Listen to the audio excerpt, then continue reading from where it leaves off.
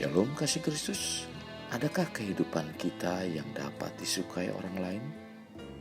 Doa dan harapan saya, kita semua dapat memberi buah-buah hidup yang menyukakan orang sekitar kita.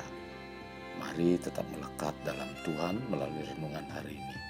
Dan siap sedialah untuk dibersihkan agar semakin menyenangkan Tuhan. Kita berdoa.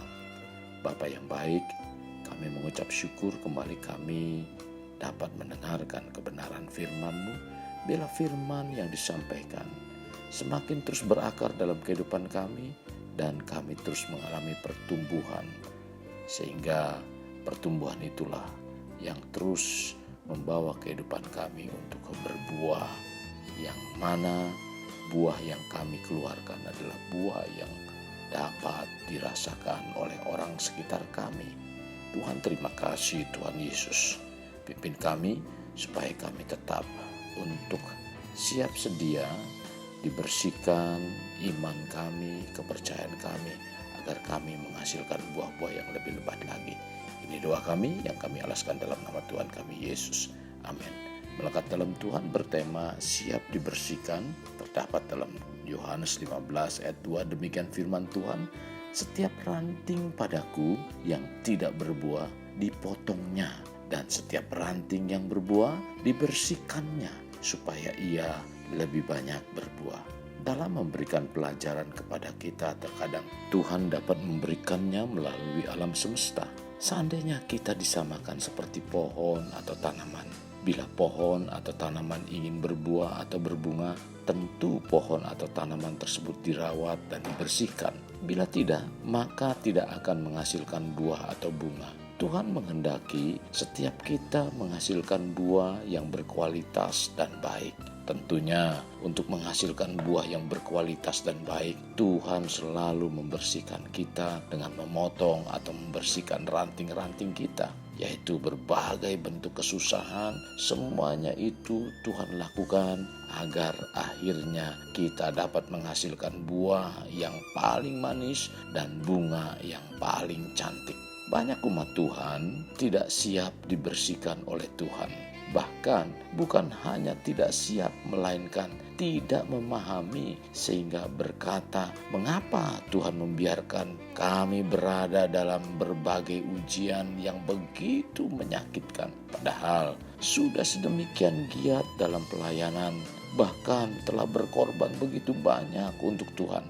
Seandainya mereka mengerti, sesungguhnya Tuhan sedang memproses mereka agar mereka menghasilkan buah yang berkualitas dan baik. Jadi kekasih Kristus, siap dibersihkan dan mengertilah bahwa semuanya itu adalah kehendak Tuhan yang baik. Kekasih Kristus, bila kita melihat tanaman anggur, tidak semua rantingnya akan berbuah, tetapi ranting yang tidak berbuah itu pun ternyata menyerap makanan yang seharusnya dapat diterima oleh ranting yang berbuah. Itulah sebabnya ranting tersebut harus dipotong. Demikian juga membersihkan ranting yang berbuah. Mengapa sudah berbuah juga harus dibersihkan? Yang dibersihkan adalah daun-daunnya. Karena para petani anggur melakukan pemangkasan daun-daun agar cadangan makanan dapat tersalurkan langsung kepada buahnya dan untuk mengurangi proses penguapan.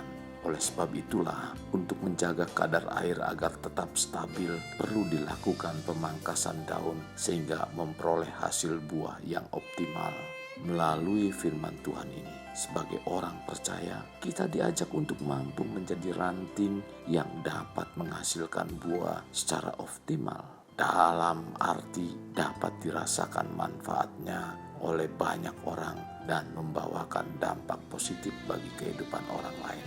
Mengapa proses pembersihan itu sendiri tidaklah mudah, bahkan mungkin menyakitkan, karena kita harus mengalami pemotongan-pemotongan ranting atau pemangkasan-pemangkasan daun yang bisa menghambat kita menghasilkan buah.